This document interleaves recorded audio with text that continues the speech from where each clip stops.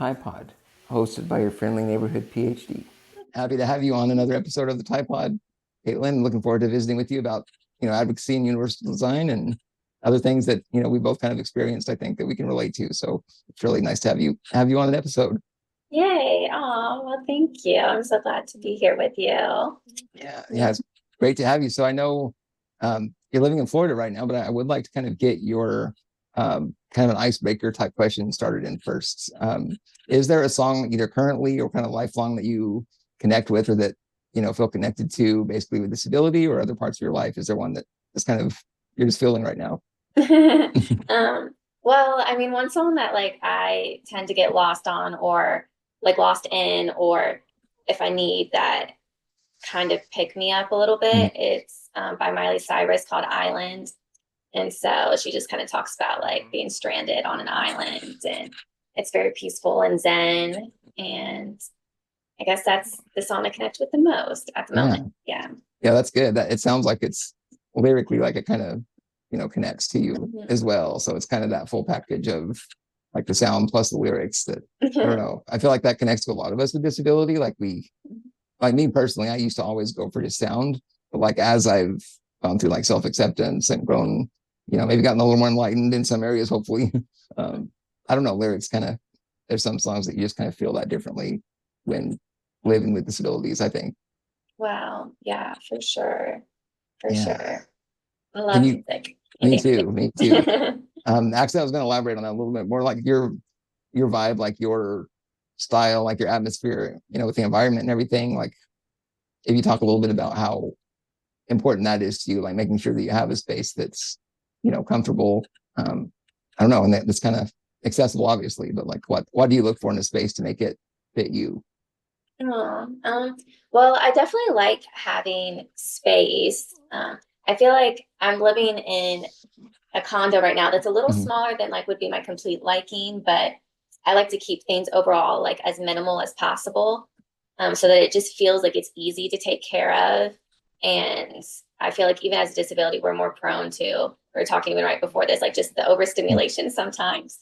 And so I like to keep my environment very clean, Yeah, very like peaceful, minimal looking. And I have a lot of storage right now. So that helps me keep things like kind of away, tucked in yeah, and tidy.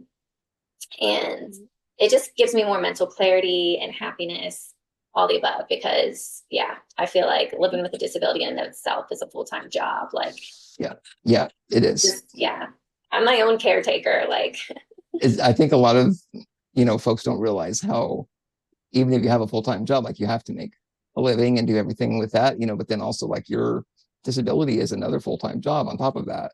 So if you consider, you put those two things together and then, I mean, where is there time for anything else, right? Like you have to really balance, I think, all the parts of like the day-to-day routine and everything that you're doing. And I don't know, I feel like it's kind of a metaphor, right? Like the living space, I think kind of reflects where we are like mentally or kind of what kind of balance that we're looking for. Because like, I don't know about you, but like over the years, mind clutter and anxieties and the number of things that you have to keep in your mind and go through, it's just, it can be overwhelming. And so it's like reducing, being a little more minimalist, focusing kind of on your, you know, even just your living environment, I think makes a big difference.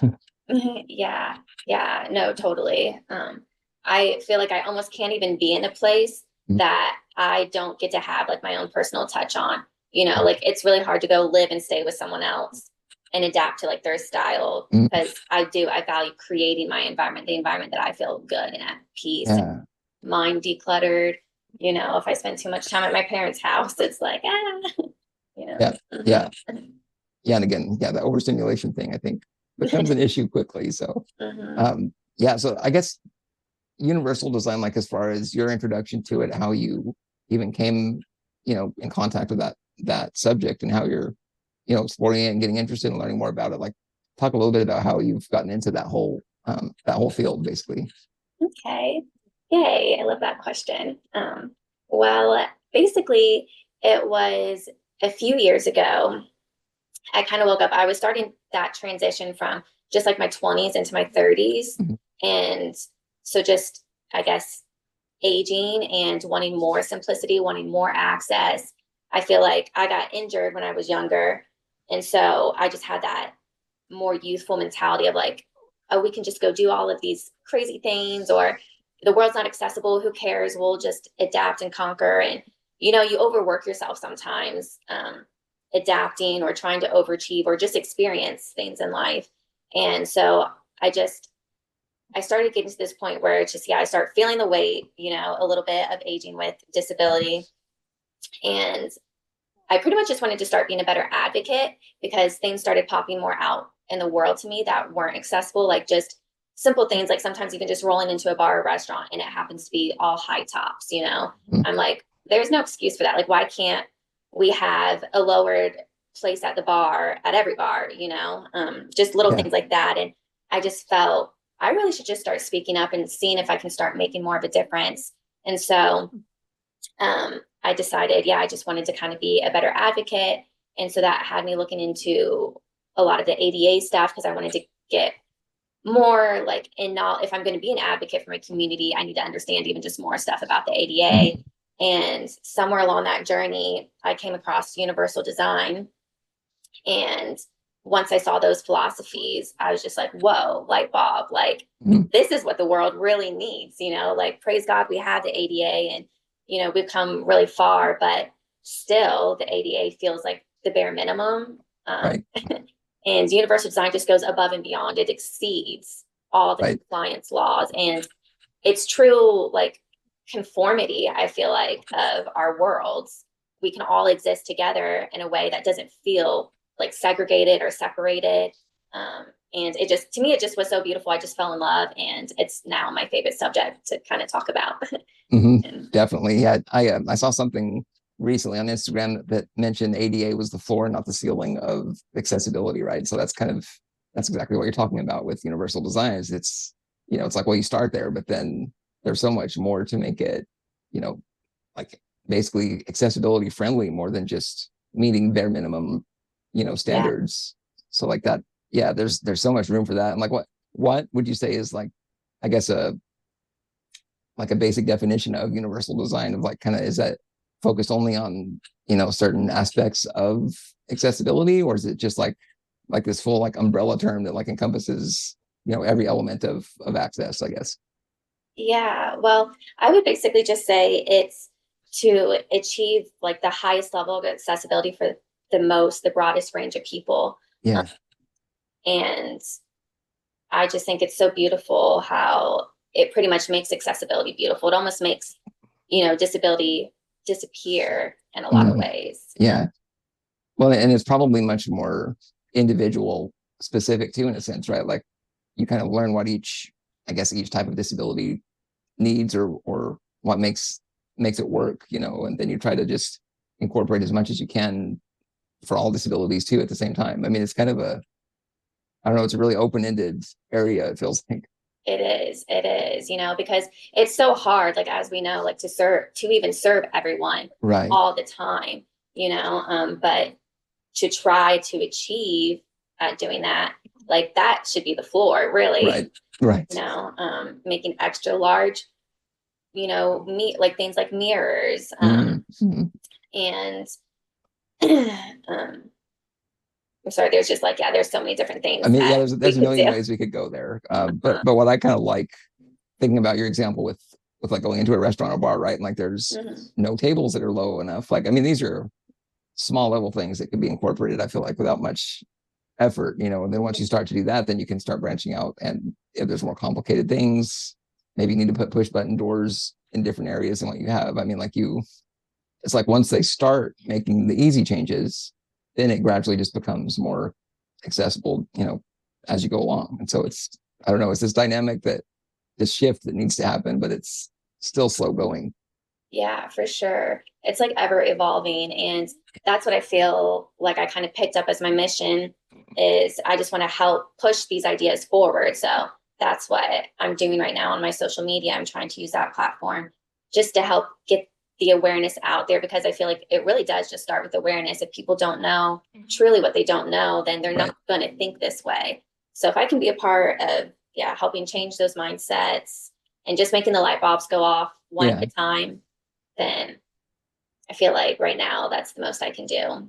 What is the what has the response been like to those videos and the content that you're putting out there on universal design? Like, has it been receptive? Has it been, hard to kind of get, I guess, get people to tune into that?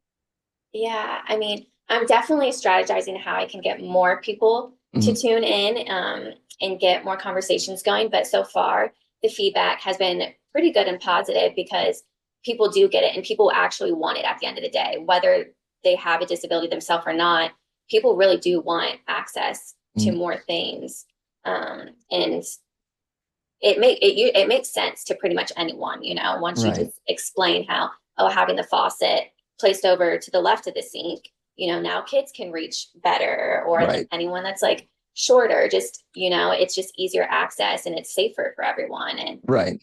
people really want these things. It's just, yeah, changing the way we really truly do things. Right. And it's not so much like tearing down or finding fault in, able-bodied people not understanding it. Like sometimes it's just an awareness factor, right? Like once they know it's an issue, then they're constantly looking at it like, oh, well, this could be improved. Maybe we could drop this light switch lower, or maybe, Mm-hmm. but just relocate things. So I think Mm-hmm. it won't be a negative impact for them as much as, that it's automatically accessible for pretty much everybody else. Mm-hmm. Yeah. So that's really interesting. I mean, you can really go down a rabbit hole of like all the ways that universal design could be incorporated into things. Um, I would like to kind of shift to a little bit of your backstory, like how, what you want to share about your disability and kind of how that's impacted kind of your life journey, that's led you to this point. Okay.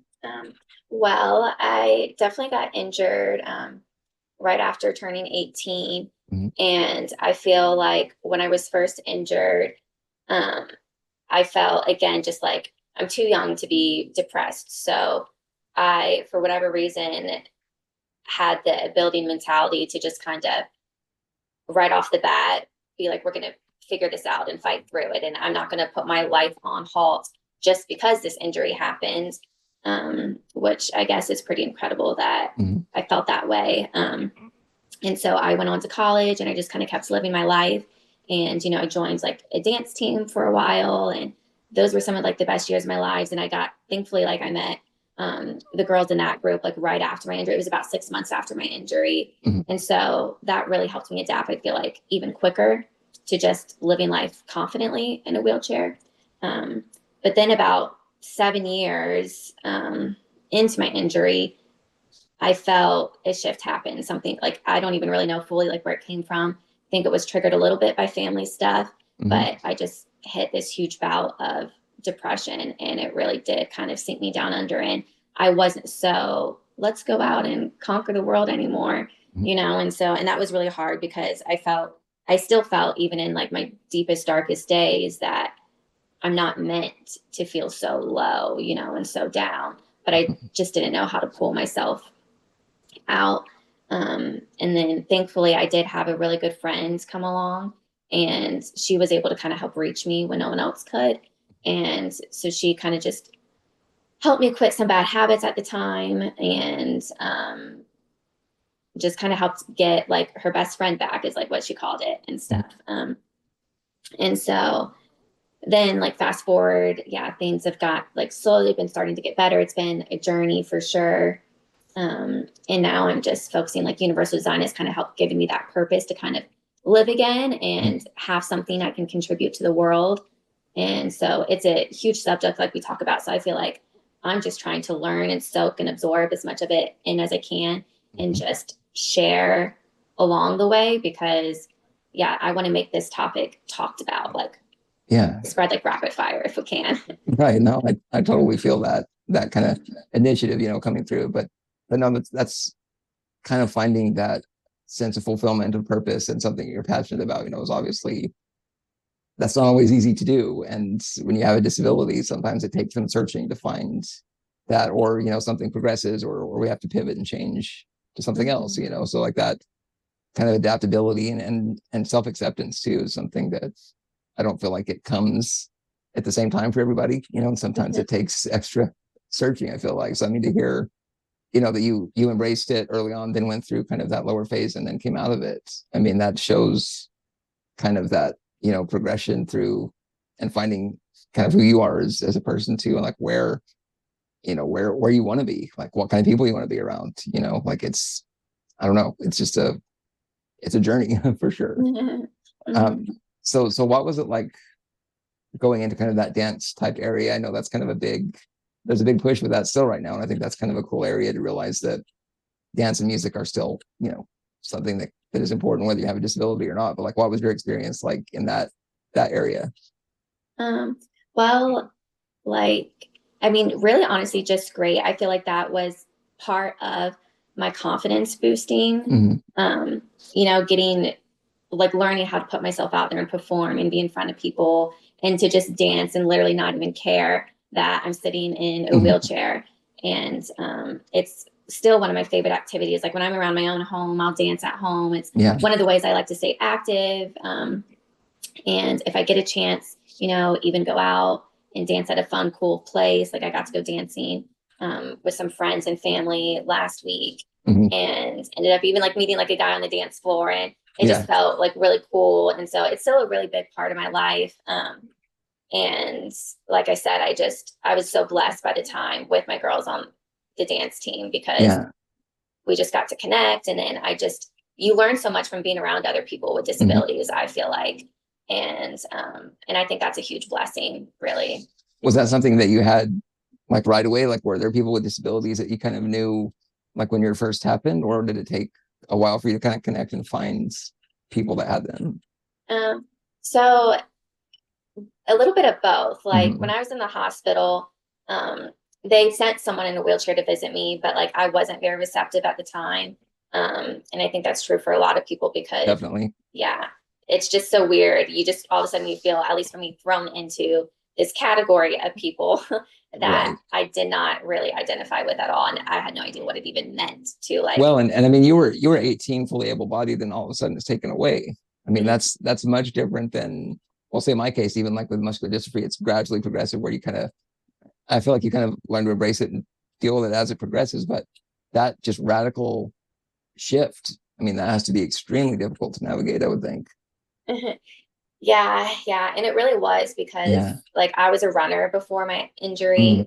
That was the sport I connected with the most. And I played several other sports. I wouldn't say I was like the biggest like jock athlete, but I was just really active and running was my thing. I miss running all the time. Like even to this day, I'm like, I would be even so much happier in my wheelchair if I could just get up and go run. Like I'll do the whole thing. I'll live my whole life in a wheelchair. Just let me get up and go run, you know, just because it's harder to be healthier, I feel like, in this situation. And so that part is still, even sometimes to this day, a little hard to kind of accept, especially as you're getting older. You want to be healthier and do all the things you can to be healthy, but you're still just not really able to achieve kind of. There's that resistance, right? Yeah, for sure. Yeah, definitely. And I understand that. So what specifically, if you're comfortable sharing, caused your injury? It's a spinal cord based thing, but if there's any like elements of that you want to share just a little bit about what happened. Well, basically I was speeding on my way to school. As students that are 18 usually do. Yeah. And so I remember that morning. I mean, it was the latest I've ever left for school. And and I even knew I wasn't going to really make it there on time, but still I chose to speed, thinking it would make a difference for, my little small youthful brain, you know, you're invincible or it's no big deal. And about 5 minutes down the road, I ended up hitting a sheet of black ice. And I was probably going close to 80 miles an hour on like backcountry roads. And so my car went off into a ditch where I flipped it front over end and was ejected through the sunroof and ended up severing my spinal cord. And well, I know that that black ice thing, I mean, it's like you can be going almost any speed and that could be an accident. I know. So like that was a lot to deal with. I can't even imagine kind of the shock, you know, like, so I guess you woke up probably in the hospital after, I don't know if they did any procedures or anything, but like what was, that'd be just total shock kind of coming coming back to reality and realizing what's going on. Yeah, it was. And to be honest, like my memories of all of that are really blurry and Yeah. almost like my whole first week is like blacked out completely. Hmm. Um, like I don't even remember the accident. It's just what was told. A Yeah. lady like watched it all happen out her front window. And yeah, but thankfully they were there to like call the cops and just be there to be with me. Um, but it's crazy because it's like I don't even remember the doctor telling me, like sharing me the news, because I stayed blacked out for a while. Mhm. And but I guess when they shared the news with me, um, I didn't really want to believe it. Like they had to like end up like holding me down because they're like, you're not going to walk again. I was like, oh, that's not true. I just got to stand up right now. And they had to just like kind of hold me down and be like, you're going to hurt yourself. You can't get up. Yeah. And yeah, it was for sure devastating and traumatizing because I didn't know how I was going to live my life after, especially being how active I was and Right. no knowledge at all on people living in wheelchairs. And the world literally just changed completely for you going forward. I mean, so were you, I guess, not quite done with high school at the time? Did you go back after you had recovered, or what was your kind of process coming back from it? Yeah, I did. So I was in the hospital for 2 months. Mhm. And then that was one of my first goals was I wanted to return to high school Mhm. and finish my senior year because like I said, I had that mentality. Like I didn't want it to hold me back. Like Right. that's kind of just all I knew. All I knew was like, I just don't want this to stop me. I don't want to feel like I'm going to get held back in life. I didn't want to go to like summer school or just be postponed in any way. So it Right. was just really important for me to graduate with my class on time, and carry on. And Yeah. thankfully I had the ability to do that, What was the response from like your friends and classmates? Were they, I bet they probably embraced kind of you coming back and helping. They probably went, and helped you in some ways to get through. Yeah, they did. No, like thankfully I had a lot of support. A lot of people really stepped up and all my friends remained there and I felt like I ended up making more friends Yeah. and they were just there for the whole adventure, like it was our senior year and they helped me not skip a beat. Like they just started putting me on their back and Yeah. carrying me around everywhere. And still went to all like the last parties and Yeah. Well, I mean, like senior year has all those extras, right? When you're in high school, that like, I don't know, you want to experience some of that too. So, it sounds like you were at least, kind of able to kind of go right back and experience at least some of the things that seniors get to do. yeah. Yeah, that's very cool. Was your school like, was it large or smaller, kind of in between? Like, what was your class size? It was smaller. It was about Yeah. 170. Okay.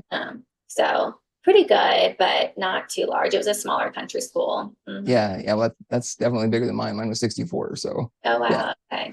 but I don't know, like a little bit smaller is kind of nice. So I feel like, Yeah. yeah. So, okay. So after graduation, did you like have an idea of what you wanted to do next? Did you think about college or did you get into dancing right away? Like what was kind of your mindset, when you graduated? Yeah. Well, was basically to go off to college.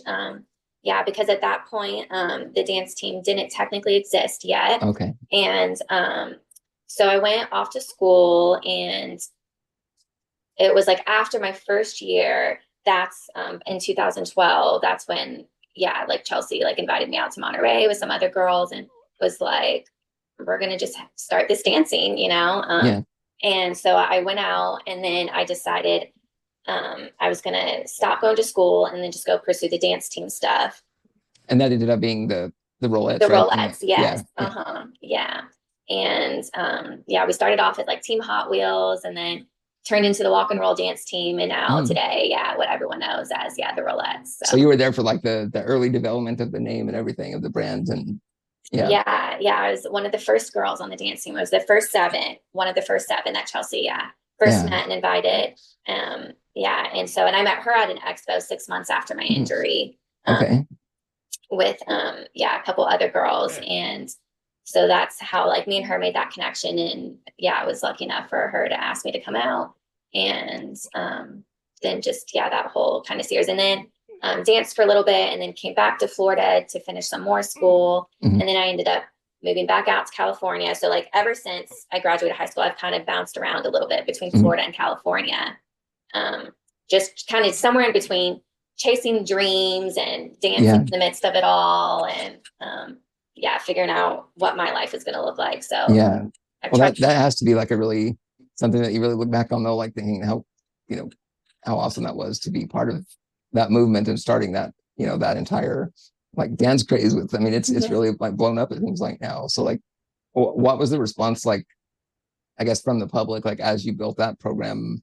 Like how did you decide like where it was going to focus, and like how were people, I guess, interacting with you all on that? I mean, honestly, like really good. Everyone, I haven't met anyone that didn't love our dancing, you know? And so lots of really good feedback, and you have to build like a full like choreography and everything, right? With that. Yeah. And so Chelsea would like go and learn from like these really big choreographers in LA, and then she would adapt the dance moves and then come back and teach us. And that was like some of the hardest work I think I've ever done. Like it dancing. Sounds hard. Dancing and learning choreography is definitely no joke. Yeah. Wow, that was a cool journey though, to get to be part of that. Yeah, it really was. I cherish those days, and I look back on it and I miss it. I miss it all the time. Yeah. Do you ever consider kind of getting back into that area, or just kind of wait and see? Not really, just because I'm trying to pursue and follow like my own personal path. And part of that is just helping make the world more accessible. And so, but I do see myself like, you know, I could like, you know, go back out for another experience and even continue to meet more girls. I ended up meeting another girl, Allie Armstrong, that became one of like my best friends out of it. And we got to travel to London together. And so we'll see. Like, I feel like my life is an open-ended adventure. Yeah. And I'm not traveling as much right now. I'm trying to just stay put in Florida and then focus on universal design and, of course, just dancing for fun still. Right. No, I mean, that's good to not always, I mean, you're not shutting the doors on anything specifically, so that's good. As far as accessibility, when you travel to these different places, like, is there an example of somewhere that was just perfectly accessible and then somewhere that wasn't? Like, what was your experience with like navigating travel? Well, that's a good question. Like, I don't know if I've ever experienced somewhere that was perfectly accessible. Yeah. But I am actually thinking of now, one of my favorite places that I did ever visit was the Four Seasons in Orlando. I believe it's the Four Seasons. That's a really fancy hotel, right? Yeah. Well, yeah, from what I know, yeah. Yeah. And so thankfully I got to go spend a couple days on that resort. And I just had such a seamless experience. And I loved how like even the push buttons, it seemed like you pushed it and it just kind of opened really seamlessly, but like quick. Because you know how sometimes they're like slow and you're just like, come on. Or sometimes they don't open at all. Yeah, exactly. And so that was one of the most magical places I think I had been to. But I was honestly really impressed with London's accessibility. I feel like it was no different than like visiting an older town over here in the US, because like all the cabs had ramps that slid out. So me and Allie were able to just hop on and off of those all day and go anywhere. See, that's a rare thing. Like, there are not places where cabs have ramps like that. Yeah, I was really impressed. I had no idea that was going to be the case, but I thought that was like really cool. And it made our getting around so much simpler, you know, navigating the city. And I guess I really like cities, because I think cities overall can be more accessible. Just true. Being able to roll around, have access to different things. And I mean, there's more of an infrastructure there for it too. I feel like, I mean, rural areas are, you know, just like by default more inaccessible. But yeah, that's one of those little things too. Like, you go to a city or town and it's all of a sudden you see more accessible cabs, or, you know, doors that have like the buttons placed in a good place. Like, I don't know. It's one of those things that, again, unless you experience that life, you don't really know how much of a difference that makes. Yeah. Oh gosh, I just wish that we could somehow create like a universally designed city, like Mock City almost, like so people could come and experience what it would truly be like to just get around and be able to have access going in and out, even like your friends' places. I just think that would be so cool. Or almost having a situation where everyone that lived in the area had to be in a wheelchair for like 24 hours or something like that too, where they could actually experience what that was like, even because that's the ultimate awareness thing. If it's like, well, you can put yourself in our positions and kind of see what some of the issues are that we deal with, like that's just like a short amount of time to get that information out would be pretty amazing. That's so true. Yeah. Yeah. If Yeah. only. I know, really. How do we get these movements going? That is a tricky thing, right? Because I mean, there's so many things holding it back, I feel like, and I mean, obviously policy on one hand, but also just public awareness and like motivation to actually make it happen, like that's, I don't know, that is the ultimate question, I think. Mm-hmm. Yeah. I'm curious, just like your experience with anything ableism related, how you kind of approached it, if there's like an example, of maybe a comment someone said, or maybe making something not work for you. Like, how did you sort of embrace that and move past it, I guess? Well, it's like definitely, I mean, the questions that we all get all the time, Right. oh, like what's wrong with you? And What's wrong with your legs? Yeah. And so I guess that's probably what I get hit with the most. And it always depends because I try my best to pick up on the person's vibe. True. Like, what the intention is. So I try not to put like everyone like in a box necessarily. Right. And so I just do my best to just navigate it by either being like giving them a polite answer or just like maybe even sometimes occasionally. I'm not always good at like the snarkier comments of like, oh, nothing, what's wrong with you? But right. Yep.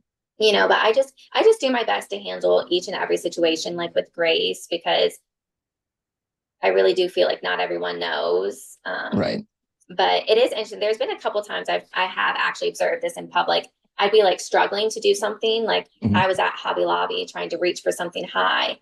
And I like when I'm at the store, like if someone is around, I will ask, oh, hey, like, can I have your help? But sometimes there's not always people around. So I'm just like, all right, whatever, I'm going to go for it. Just going to try to do it. Yep. And so like I was stretching myself to try to reach these like flowers, and I could almost kind of catch this guy staring at me like in the line. And then eventually and I could tell, I think he was even inner battling, like, oh, should I go over there and like ask her and see, but I just kind of just kept to my thing. Cause I'm like, whatever, someone's going to learn something from this regardless, like whether they're watching my life, getting the picture, or just, I don't know, fill in the blank. But anyway, but like finally, after I was like all the way done, struggling pretty much to get my flowers, he like comes over and is like, oh, do you need help? And it just kind of like, after the fact. Yeah, that would have been great, but not anymore. Thank you, though. Like, that was really nice of you to offer, And so, and I can tell, like, even sometimes, like, you don't even have to say anything. People just know. It's even almost like when I'm, like, waiting outside the handicap stalls. It's like when they come out, they see me sitting there. So that's, like, almost said enough. Right. Yeah, no explanation required there. Yeah, but you're right, though, about how it depends on the person, like what your response is on those kind of questions. And like, it is sometimes tempting to have kind of the sarcastic, snarky comment, back. But yeah, also like it is an opportunity maybe to share and help them understand what's going on too. So it depends on the vibe of the conversation. For sure. Yeah. But what is that about the people that like wait to ask, Yeah. Just jump up a little bit sooner. Yeah. And it's always okay to ask. I mean, like you can right away walk over and ask if someone needs help and not have to wait. I mean, when it's done after the fact, it's almost like it was intentional, like they were wanting to just watch first, and then why would you go over and ask after? I don't know. That's strange. Yeah. And it's a hard dynamic, right? Like going in your mind, like, do I, help this person? Are they going to be offended? Like, do I just actually do it? Like reach it for them right away, or do I ask? Or I mean, it's tricky. And then like how much independence, because that's a big deal, right? Like we want to be able to reach things in the stores and just do like those daily activities basically. But then I don't know, there's just a lot of factors I think to consider with that. Yeah. And like our comfort, like asking for help too, right? Like have you always found it kind of easy to go up to someone and ask for help, or has it always been kind of like, well, if you know them, maybe one thing, but if you don't, does it feel awkward in any way, or did it before? No, it's definitely not always easy. Usually I have to kind of just force myself sometimes, like to be like, just Kaitlyn, get over it. Just freaking ask. It's not a And big deal. Yeah. you know, and they're gonna probably be happy to help anyway. And usually they are, especially if I'm at the grocery store, you know, because there's not even always a workaround. So I'll just ask someone that's shopping nearby me, like, Yeah. oh, would you mind like grabbing me that? And usually, like, I think they actually do enjoy the opportunity to help me. So I've learned to just kind of just, whether you feel it, whether you don't want to, just kind of go for it. Yeah. Make your life easier, and it's a And like, good it's not interaction. exactly, yeah, like it's just a human.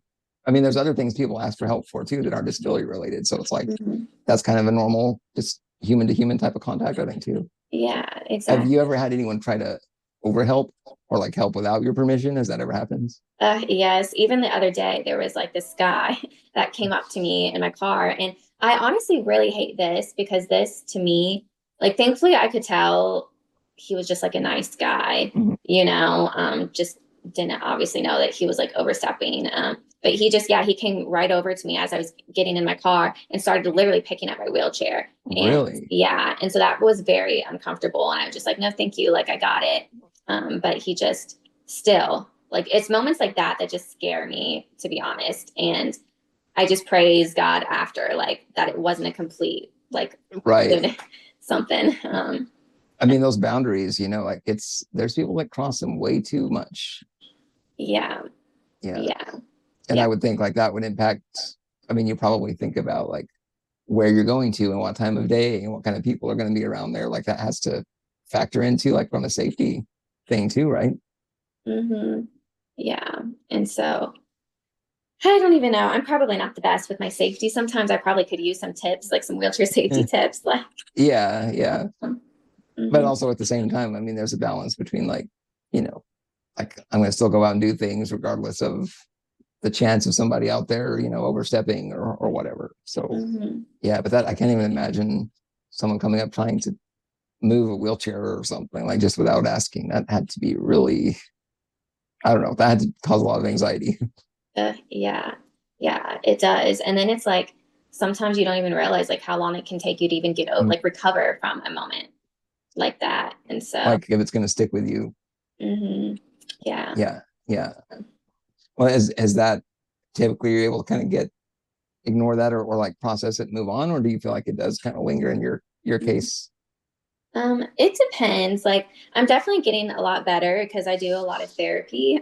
Mm. And so, I'm But definitely, it helps you yeah, process. yeah, yeah. So I definitely am getting better at not, I guess, letting things kind of swallow me up all the time, Mm. or just how to move through them or how to bounce back and recover. Yeah, That's quicker. not easy. No. Like what's your strategy to do it now? Like is there any kind of like framework or steps you go through to try to get it off your mind basically? Um, I think a lot of it is honestly, like, thankfully, like, my therapist lets me talk to her a lot. Mm. So I feel like talking through it, like, with her, she kind of helps put my nervous system like at ease. And it's like I've learned to stay very consistent with like Mm-hmm. my stretching, like just like my zen, like keeping my environment um very like zen and in Mm-hmm. control, just pretty much controlling like what I can, um and just kind of being confident in Mm-hmm. that, the consistency really helps so that things don't pile up as much. Right, right. I mean, some amount of routine I feel like is good. I mean, even for me, just little things like as weird as it sounds, even like my daily tracheostomy care, like that's a 10-minute thing that's once a day. And you would think that it wouldn't even mean anything or feel good, but it's almost like knowing like that part of your day is kind of routine. I Yeah. don't know, it's kind of comforting in a way. Yeah, yeah, it is. Yeah, I've had to work to get out of fight or flight mode, Mm, because I was living there for a while. yeah, Yeah, and so I guess, yeah, that's definitely where the consistent routine, even if it's boring sometimes, right. like, it's a good place to be. Yeah, yeah, I totally agree. And that fight or flight, I think, comes so natural to when you have a disability. It seems like it's easy to get there. Yeah, for sure. And digging back out, is not easy either. So yeah, I'm curious your experience with therapy, finding a therapist that was good for you with your disability and everything. What was that easy to do, or did you have to kind of search for the right one that helps you more?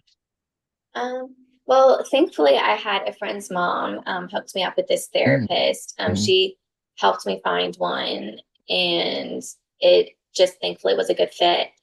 Because before that, I've tried other therapists, and they weren't like the best fit. Like I did a counselor for about a year, Mm-hmm. and then towards the end of the year, he just didn't think that we were a good fit, so he kind of broke up with me. Interesting. So Yeah, the counselor actually ended it. yeah. That seems unusual. Yeah. And Mm-hmm. recommended me to someone else, but I ended up not seeing her Mm-hmm. and then saw someone else, but didn't like her. And then maybe a year passed or so, I tried it again. And so it was like I've tried like a few different people before this. Yeah. And so thankfully, I just kind of ended up landing on one that I connected with, and she felt the same. And Yeah. and so she's like pretty protective of me, and I like that. Like I like that it feels like she genuinely cares about me. Yeah. Yeah. And so I feel blessed to have her. It's hard to find. I mean, my experience, I've tried a handful, over the years, and it's like, well, you have the ones that listen too much, that are just, you feel like you're wasting your time, you're talking into just a void, and they're not really picking up what you're saying. But then there's also the ones that try to assume kind of they know what you're going through and try to be overactive, and like, here's these strategies, and like, you have to report back to me and all this stuff. So like, it's a difficult thing to find a therapist that fits. Yeah. Yeah. I don't know what I would do without her now. I feel like she's my person. Yeah. Uh-huh. Well, the fact that you found someone like that is really, that's really positive, that you have a resource, to go to, Yeah. for sure. What would you say to somebody that's kind of just starting out, kind of struggling to find anywhere to go to kind of help with the mental side, or like just sharing or figuring out how to process disability? Like, what would you suggest they try starting out? Oh man, that is definitely a Hard hard question. Yeah. question, because everyone really is so different at the end of the Mm, day, and like what's going to work for us is also like so different. So mm, mainly just like to try and to keep trying and reaching out. Like I'm so glad that we do have a very strong like community that right. I feel like we're all just here for each other no matter what, Yeah. like I watch like on Facebook sometimes like someone will just ask a random spinal cord injury question or a random question about this or that.